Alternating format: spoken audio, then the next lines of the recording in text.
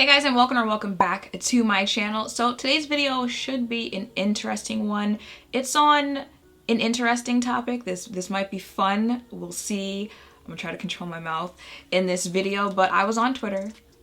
Y'all know I love being on Twitter there. And I asked the question, what brands do you guys feel have kind of fallen off throughout the years in the makeup industry? And boy, did y'all give me some answers. So I just thought I would do a video kind of like addressing the conversation and giving like my thoughts on some of the things that you guys said, if I agree, if I disagree, why I think that these brands have fallen off, if they have. So if you guys want to join the discussion as well, then just stay tuned. So there's two brands I was seeing in the comments, and I want to get those out of the way because they've kind of been receiving the same backlash lately. So I just want to say, if I feel like, yeah, they're kind of falling off, and that is ColourPop and Anastasia Beverly Hills.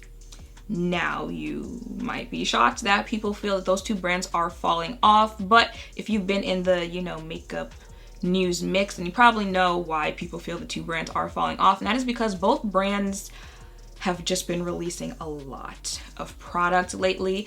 ABH kind of has the whole, products keep getting leaked, so they're not being launched when they're supposed to kind of thing, but people low-key aren't really giving it a pass. They're putting them in the same category as ColourPop for putting out a whole bunch of releases, and as far as ColourPop goes, they done released like 3 products since I started talking in this video. That's how often ColourPop releases products, and they've been talking about, especially ColourPop, for a while, how they just keep putting out like collabs and eyeshadow palettes, not so much complexion products, but really just eyeshadow palettes. There's a new one like every week, and the reason it is getting backlash is because, one, it's just like, where is the creativity there if you're releasing something like every week? You can't be putting that much thought into the products that you're releasing if you're releasing something every other week.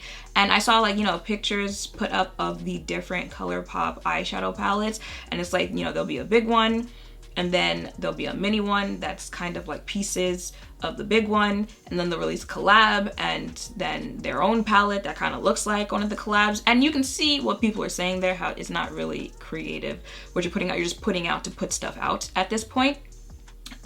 So I understand that. I also understand, that it can be a waste, that it's, pushing this thought of just repeatedly putting out money and buying products that you don't need because you probably already have it, and this, that, and the third. So I do get the backlash that they are getting, but do I believe that these two brands are falling off because of that? No, I really don't. I really don't feel like moving forward, 5 years from now, if either brands do fall off, that'll be the reason why either brand falls off, because both brands have very loyal fans.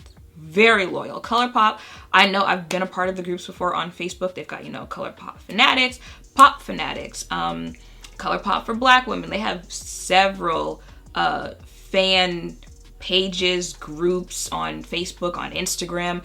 I know, if you guys know the YouTuber, that girl Shay, like, she herself says that her ColourPop videos are her most viewed videos. If you do a video on ColourPop, it's most likely gonna get views. People are certainly still checking for ColourPop. It's affordable. Like, yeah, they keep putting out the same things, but trust, there's always gonna be someone who wants to buy it. And as far as Anastasia Beverly Hills, people get Anastasia Beverly Hills tattoos. Like, tattoos of the ABH logo. Okay, that's how deep it is. People have group chats dedicated to ABH. Again, both brands have very loyal fan bases, so I don't feel either brand is going to fall off for that reason. Now, yes, people are going to, like people already have, they're going to start feeling like it's overwhelming, it's too much for me, I'm not really interested in either brand because they are pushing so much. But that's not enough people are going to come to that conclusion to where either brand is going to fall off for that reason. Now, some other brands that I saw a lot in the thread that I also don't necessarily agree have fallen off would be Makeup Forever, Urban Decay, Too Faced, and Tart, but for some separate reasons here, especially Makeup Forever. Going back to ColourPop and Anastasia, I feel like we've kind of gotten so used to some brands pushing a product every week, every month, that we've kind of forgotten what it was like when brands release things, kind of normally, like maybe 1 or 2 new products a year, a new launch a season, every other season, maybe two big launches and then like a holiday launch, kind of like what we're asking brands to go back to. Makeup Forever has always been like that, and they continue to be like that. But don't get it twisted. They still have hype when they do release something. They just don't, certain brands just aren't, you know, releasing things as often as other brands do. But when they do, there's still a lot of hype for them, and they're still a very, you know, popular brand. When Matte Velvet foundation came out, best believe there was still hype for that foundation. When the self-setting concealer, best believe there was hype for that concealer, because that was new. You know, we don't see that many concealers being advertised as, you know, a self-setting, you don't need powder. Like, they were, you know, that was something new to the market. So people were excited when they saw it. And that's actually how you know that you still have hype. If you're a brand that can go without, you know, launching something and having your name just always out there, but when you finally do launch something, people are still like, I gotta see videos, I need a review, I need this, I need that. If you can still have that, then that's how you know you haven't really lost the hype of your brand. And that's what I feel like it is for Makeup Forever. It's still a very widely used brand by professional makeup artists, you know, people who actually take clients. I still see, I can name people that I know, like the Self Setter is their go-to concealer. Like, I still see people talking about that. I still see people talking about Matte Velvet and their other Ultra HD. Like, I still see that. So that's why I don't really necessarily feel like they fell off. I just feel like they're one of those brands where, you know, they're not doing the whole, I gotta use memes and stuff like this to stay in the know. They're not one of those brands that, you know, have to put something out every month. They're a brand that, you know, they've created a name, you know, their products are good, they launch things when they want to, and they're still gonna sell when they do. So kudos to Makeup Forever. Now, for Urban Decay, Too Faced, and Tarte, I'm kind of lumping them in the same group here because, again, I don't necessarily feel as if they are, well, maybe Tarte, but for the most part, I don't necessarily feel like they're falling off. I just think there are things about the brand that people are just getting tired of. Because again, they, like Urban Decay, you know, this year they launched the Stay Naked foundation and concealer. They launched the Naked Honey palette, and those got buzz. Like, those got hyped. I can guarantee you're gonna see the Stay Naked foundation in people's yearly favorites, because that's just how well people received the foundation when it launched. Same thing goes for Too Faced. You know, Too Faced is kind of like the Mariah Carey All I Want for Christmas Is You type of thing in the industry. It's the holiday season, and, you know, people are already talking about that gingerbread. Like, what is Too Faced going to put out for the holidays this year? Tarte, I can't necessarily, you know, tell you what Tarte's been doing. I don't know. But I know Tarte is another brand where people are kind of annoyed that these brands create some type of household name or collection, kind of like what I was saying with MAC in my last video, where MAC, you know, it's a household name, so MAC kind of relies on the fact that they're MAC to sell their brand. You know, they don't do anything innovative to get people to want to try their products. And sometimes companies will have like household collections, like the Naked collection, like the Chocolate Bar collection, like the Rainforest Amazonian collections there. And then they hold on to it and they don't let go of that grasp whatsoever. They're like, y'all gonna take the 18th Naked collection, all right? Now, on the one side, what, 5-6 years later, they're still launching, you know, a Naked palette, and people are still talking about it. People are still hyping it up. I looked on Sephora, it has 4.5, like close to 5-star reviews there on Sephora, so people are still liking it. So you gotta give them credit that they were able to create some type of line that can last that long, that people are still excited about. But on the other side, I kind of feel like, you know, brands that do stuff like that, you know, create those type of collections that people like so much, sometimes I just want to ask, like, are you scared that you can't do it again? So is this why you don't try, you know, like doing it with another type of collection, especially Urban Decay? Like, if anyone from Urban Decay is watching this video, like, we have beef for a reason, okay? Because they launched the Born to Run palette, I believe last year, early this year. I don't know when they launched it, because they launched it and then that was it. And what irritates me is the palette that I have on today. What irritates me is that this Born to Run palette is better than any Naked palette that Urban Decay has put out. And this is the hill that I'm willing to die on. All right, this is better than any Naked palette that they've put out. It's especially dark skin friendly, okay? So I'm here for it over any naked palette, and they put it out and that was it. Like, okay, here's the palette, there you go. Let's go back to, you know, giving you the naked cherry and then the naked honey. I guess we're not doing, you know, like just naked anymore. Now we're doing naked fruits. I don't know. But then they just kind of like skipped over this. I tweeted about this yesterday and a whole bunch of people didn't even know that this palette existed. And they had a chance there to take this concept and run with it. You know, it's born to run. You could have been running all over the equator at this point. You know, BH kind of has like a collection like that where it's like Paris, and then it's London, and then it's Mexico. Like, you could have done that with this and create like a collection like that, like the Naked collection, where, you know, you're running to different places. It already has that, you know, travel theme to it. You could have done so much more with this and they didn't. Now for some brands that you guys listed that I actually do agree, yeah, they kind of fell off there. First is Becca. What happened to Becca Cosmetics? You know, I wasn't around for the Jaclyn Hill champagne pop thing. I kind of got in a little after that, so I'm not really sure if that's what, you know, put Becca on the map there and like that's why everyone was talking about it. But Becca Cosmetics is a brand that made really good products, and they made products that, you know, like my skin tone could actually use. Like I've mentioned that before, they were one of the brands that I really did like because, you know, they had a foundation that I could use. They had you know, highlights. They made the brown highlight that I was talking to you guys about, but then I kind of stopped wearing highlight altogether. So they had good products, and now, and I've seen it, you know, for the last few months, year-ish, people are like, what happened to Becca Cosmetics? I couldn't even tell you the last thing that they launched. I know the last thing I saw people really talking about that they launched was the powder, because it's supposed to be like a watery powder or something like that. I did actually purchase the powder. I haven't actually gotten around to doing a video with it yet, but I did purchase it. But it's just kind of like, what happened to the brand? And I kind of feel like, you know, at some point it was just kind of like, well, here we are with the brand. Like, I feel like sometimes brands are just kind of like, well, what are we supposed to do now with the brand? Like, they started coming out with collabs with like Chrissy Teigen, Khloe Kardashian. Like, I feel like that's really around the time where people were just kind of like, what are we doing here with the brand? With some brands, I feel like they do get to that point where it's just kind of like, well, what do we do? So they just kind of, you know, hold on to whatever works.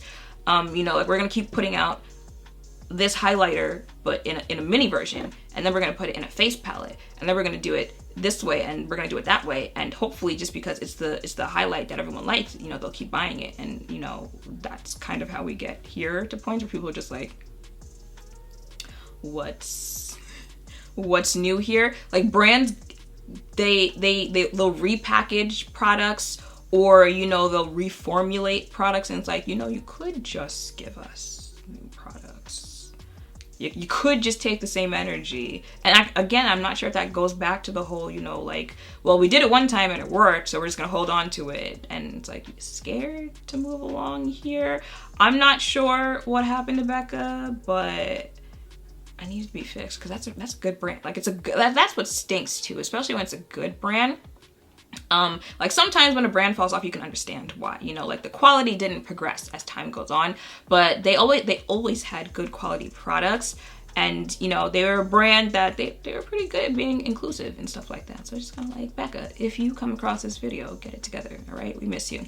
Another brand that you guys mentioned was Lorac. Wow, I almost said La Roche-Posay. Two different brands here, but Lorac, the eyeshadow palettes, that is what I knew them for. The eyeshadow palettes, those were in so many yearly favorites videos that you can't even count at this point. I know when I started my, you know, makeup journey, I wanted those palettes so bad, and then I actually purchased one of them, and I was like, oh, okay, not so much for me there. And as time went on, I feel like, again, you know, they were just kind of putting out the same thing over and over and over again, you know, like a palettes, a neutrals palettes, stuff like that. And especially with palettes, there are some brands where, you know, they create one type of product and that's what they're gonna stick to, like, that's what they're gonna you know, put all their focus in, kind of like Artist Couture. You know how they had the glow powders And for the longest time, that's all they had. But he's since branched off into lip gloss and eyeshadows. But if eyeshadow palettes are going to be what you focus on the most, you gotta do something different with them, especially right now. Especially right now when people are just like, how many colorful eyeshadow palettes can I purchase? You know, how many neutral brown palettes can I buy? I feel like a lot of what's keeping some of these palettes alive is because, you know, they're being created by influencers, so their subscribers are purchasing it. You know, they're collabing with celebrities for them. Or, you know, it's just a brand that still has the hype, like a Fenty, like an ABH. So like that's what's keeping some of these palettes together. But other than that, you know, like it takes a lot now for your palette to actually get some buzz. So if you're still launching palettes that looked like palettes from 4 years ago, it's a problem. Now, another brand I saw a lot in the replies that you guys said fell off, that I agree fell off, and I'm pretty sure even the owner would agree it fell off, is Makeup Geek. And I wanted to find an actual reply of what someone said they believe is the reason why they fell off. And someone said Makeup Geek, and honestly probably because the quality stayed the same while other brands stepped it up, that and lack of promotion. And I agree with this person. I do feel like they fell off, and that is the reason why they fell off. I actually pulled up the company's website and I, you know, searched for their eyeshadow palettes. Let me see here. Just try to, I'm not sure if you guys can actually see because I can't see my monitor, but this is what their palettes look like. And just looking at it, like, you let me know if you see a palette that actually makes you want to stop scrolling here and look at what it is. And that's kind of like the Lorac thing where you own your 18th natural eyeshadow palette. You know, how many browns and nude shimmers can you use in a palette?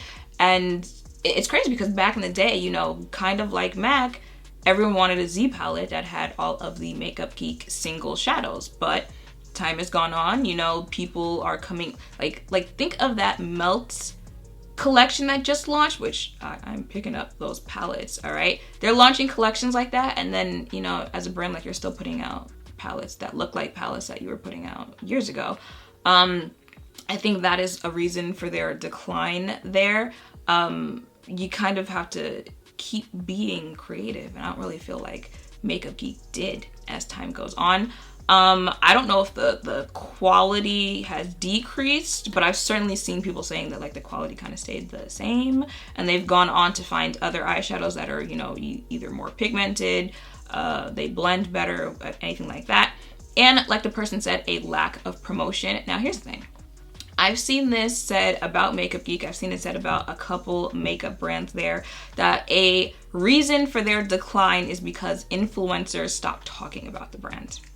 And on stuff like that, I really, honestly, truly need people to pick a side, all right? Either it's going to be, you know, influencers aren't that necessary, they're not as important as they think they are, you know, brands don't need them. These are things that people say about influencers. So either it's going to be that, or it's going to be that, you know, you need them.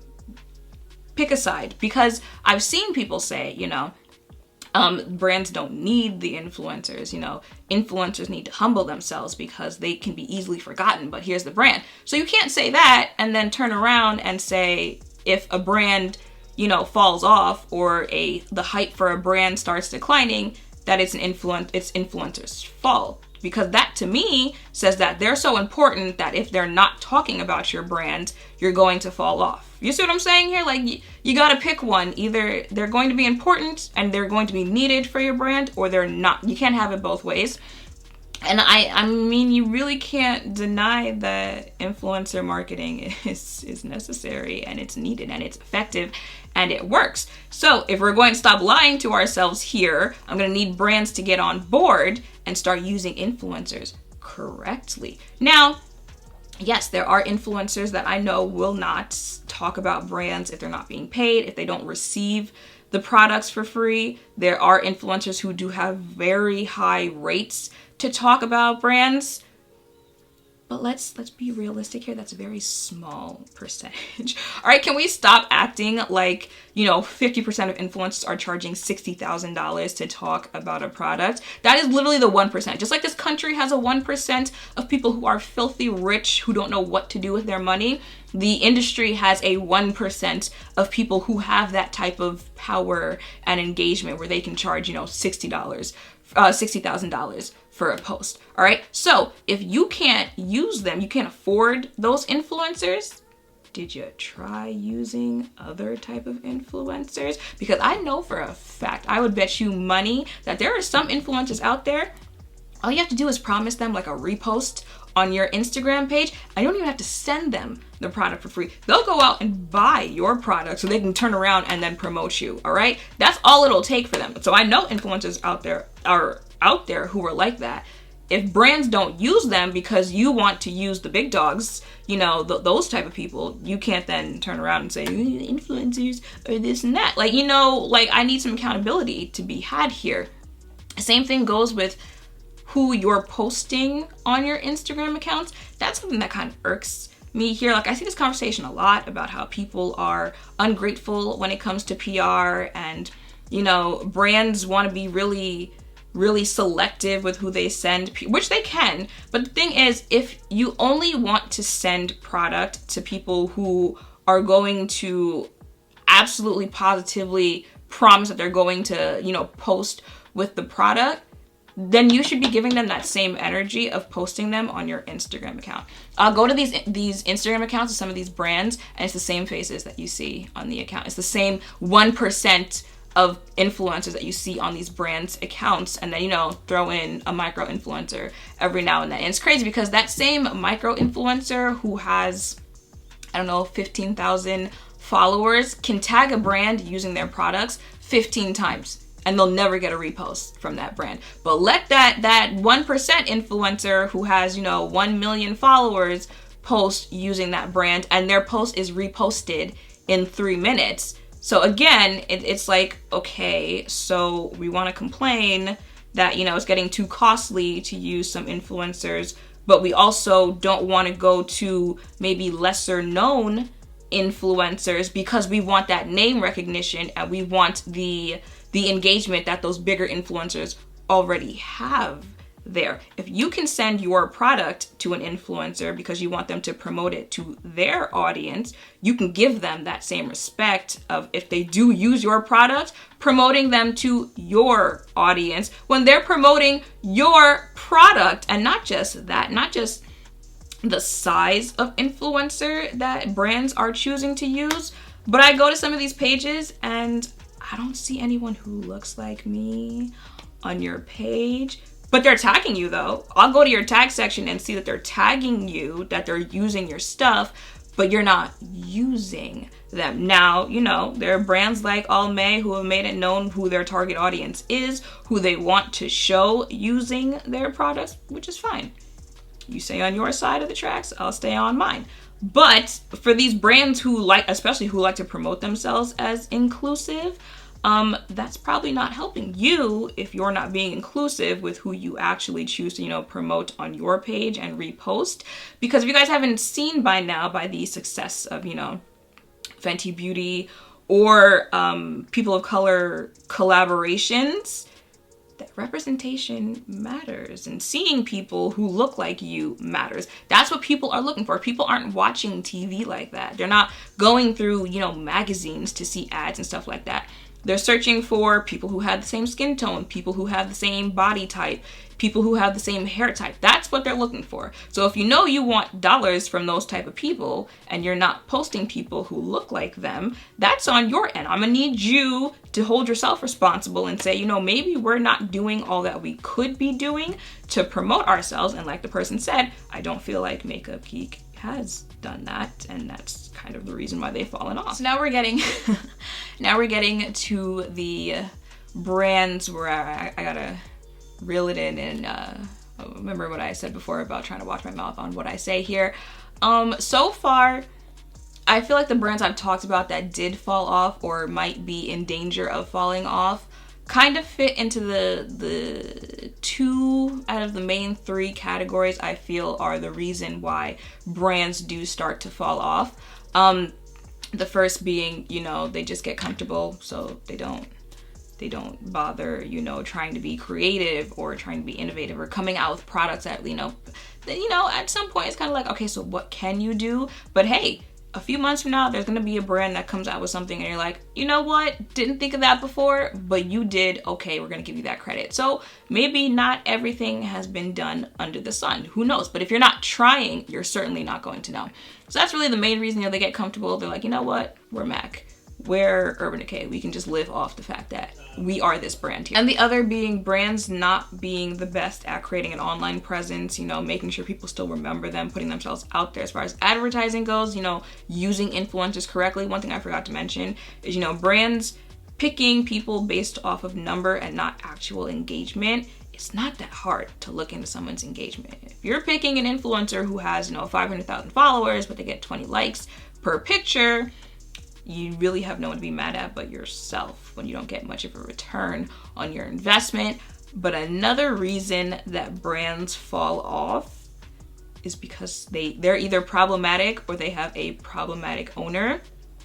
And I'm not sure what some brand owners don't understand. Like, yeah, you can let it be known that you're the owner of a company and still use social media like everyone else uses social media and not be problematic. Like, some of them I really want to, like, you know, you can just use social media like a normal person, right? Like, look at Mac Daddy, all right? Just be out here living his best life, shaking his butts in someone's camera, and his brand is just fine. No problems there. I follow the owner of Jouer on Instagram. She be living her best life, all right? Flying to and from Paris, all right? She did a nice, cute little French, you know, because everything about her is just Frenchy and girly and frilly. You know, her little high tea try-on clothing haul the other day. She just be living her best life. Mind to business, does not bother anybody. But yet we have some brand owners or teams for brands who just do not know how to act. And that is a very easy way for your brand to be, you know, canceled and for your brand to fall off. The main one that you guys were saying in the replies would be Kat Von D Beauty. Now, Kat Von D Beauty, from the products I've tried, and the hype that they used to have is just not there anymore. For a couple reasons, you know, there's been some racial issues with Kat Von D Beauty. There's been some religious issues with Kat Von D Beauty. I believe she is anti-vax, so that is another reason that people do not mess with the brand. But the products themselves, from what I've tried and from what people have said about them when people really were messing with them, were good. Like, remember when Lolita stayed out of stock? That thing was always out of stock. Then I actually got it and I was just kind of like, maybe not for my skin tone. But I tried the foundation, the liner, the powder. They were all good products. You know, before all of this, like, it always had good reviews. It's just the owner, you know, here we are.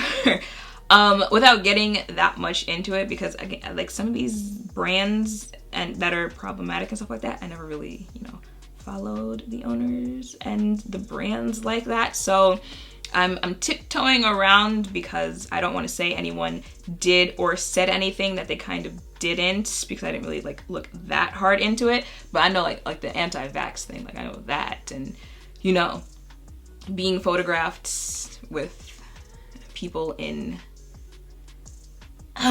Nazi costumes there. Look, it's out there on the internet. You can search for it there.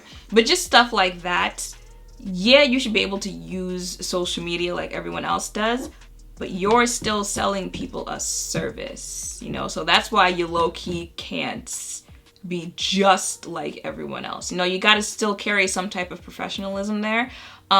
Now, you know, there are some brand owners who had their brands canceled or who have fallen off because the brand owners were just straight up being mean to people.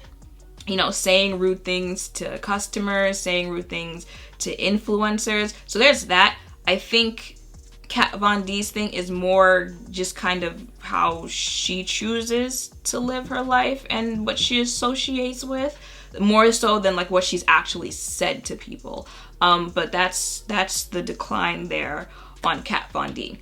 Another brand you guys said was declining or just isn't talked about anymore is Gerard Cosmetics. I know that's not how you say it, but that's just how I felt like saying it right now. Gerard Cosmetics.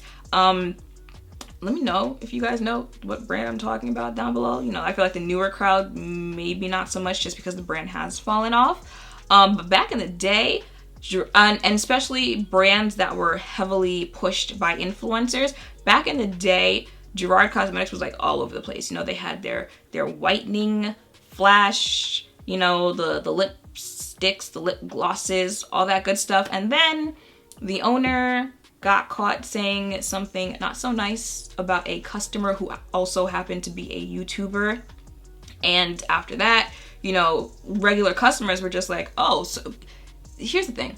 I'm not sure if there was more to it because the person also is a YouTuber, but that's an easy way for your brand to start declining. And like I just said, when owners say mean things and can't take criticism from whatever customers say. So regular customers are just like, oh, so you're saying if I try your product and I don't like it, you're gonna call me ugly?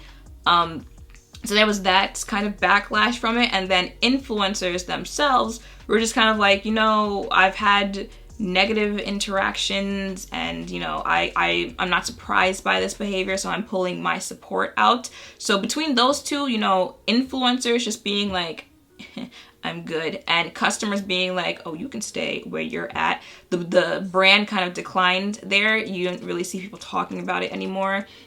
I can't tell you what they sell besides like lip gloss and setting spray, because they did kind of start making like a comeback, because for a good minute it was just like, if you talked about Gerard Cosmetics, people were like, ew. But a couple years ago, like 2 years ago, I want to say, they started making like that little slow comeback by coming out with the setting sprays. But I feel like they kind of still have that vibe there where people kind of haven't forgotten. It hasn't been that long where people have forgotten what happened with the owner. So they're still kind of falling off there. But I do know that that owner has shied away from bigger influencers, and she's putting more time and effort into micro influencers. I have heard that has also caused some issues. I don't know, but you know, we'll see. Like, I kind of wonder if any of these brands who are kind of canceled for a problematic reason like this will get to a point where like the drama is just so old that people don't remember it anymore. And like the new, you know, the up and coming creators and makeup wearers and purchasers aren't going to know about it. So like they'll kind of get that groove back. Like, I'm wondering about that. Lime Crime is another brand that you guys said fell off. That's another, like, you know, I kind of got into the makeup game around the time that Lime Crime was declining and, you know, getting into its scandals. So I'm not positive here on the exact reason, but I do know one of the reasons is that they had a breach in their security there, and people's information was getting hacked and stolen, and, you know, people were just going through all these issues, and the brand didn't say anything about it, didn't really do anything about it. So yeah, that might be a reason why your brand might decline. But also, they had a problematic owner who, again, I think may have said like religious insensitive things or racial insensitive things. I don't know about that part. I know about the breach. I don't know exactly what the owner said, but it was enough where people were just like, we're good. I'm good on you. And again, that was so long ago that I've kind of seen Lime Crime making a comeback where, and I do believe that the owner has sold the brand or she stepped down from the brand. So I'm not sure, because, you know, it's been so long that people are like, I can get over the breach. And because, you know, she's no longer the owner. So people are just like, oh, well, if it's different owners, then I can give them another chance. Because again, they were a brand that supposedly had, you know, good products. So if people can get past that, I can see why it's making a comeback there. But again, like it's not to the point where like people are going to be repping for it like they did at that point. But who knows? In a few years, maybe they could make a full comeback and they'll be the Lime Crime that they once were. But I feel like once you have like that type of, like the Gerard Cosmetics thing, like it was mean. Okay. It's mean to call a customer ugly, yes, but that next to some of the other things that some of these brands have been canceled for, I could see why people are easier to forgive that than the other things. Because I feel like once you have some type of, you know, scandal that's racially charged, you know, against the LGBT, against a religion or anything like that, like once you have some type of scandal against a protected group, I feel like it's really hard for you to make a comeback like that. Except, you know, one or two brands. But for the most part, actually, you know, like Tart kind of seems to fall into just all of the categories that I mentioned on why the brand might be declining. You know, staying stagnant, not really knowing how to promote yourself there, and then having some racial issues there. And again, I'm not sure what needs to be said to these brands. Like, you can have an online presence and not be problematic. Like, look at Fenty as a prototype there, as an example, but some of you can't be Fenty. I need you to understand that, Tart, all right? Yes, Fenty has a very good job at, you know, using pop culture and staying up on current events. Best believe if there's some new meme that's taking off, Fenty is going to give you like some type of advertisement using that. Other brands try doing that and it just does not work for them because they're not doing it the right way. You don't have to be that type of Fenty brand, all right? You can stay on current events and stuff like that, but maybe not with the memes, Tart. You know, maybe not that way, because that's how you end up getting in trouble, and then you have to apologize and blame the intern. Now, there's a couple random ones in the replies. Smashbox, I low-key agree with you guys that Smashbox kind of fell off there after, you know, like the hype kind of fell off of primer, because, you know, when primer was like brand new, I'm pretty sure like Smashbox was just that girl who gave us primer. You know, everyone was using that iconic primer, and then when everyone else started giving us primers, it was just kind of like, all right, well, we don't really kind of need you anymore. And then they didn't really do anything to make them stand out to be that much different. I have kind of seen Smashbox being talked about a little bit more lately, so again, comebacks can be made. I see a Nars in here. I wouldn't necessarily say Nars fell off. I think Nars is kind of like Makeup Forever, where, you know, they launch one or two things a year. It's still gonna sell. I feel like it's kind of more like that. Revlon. Was Revlon really ever on for it to fall off? But other than that, those are the brands that I see in here the most. MAC, Makeup Forever, Urban Decay, Kat Von D, Tart, Too Faced, really Lorac, the brands that I mentioned in here. So I feel like those are the brands that most people feel have really fallen off. And, you know, I'd say I agree about 60-40% of what you guys said there, and those are the reasons I feel that they've fallen off. The main three reasons. Some of them kind of tie into each other. Tart.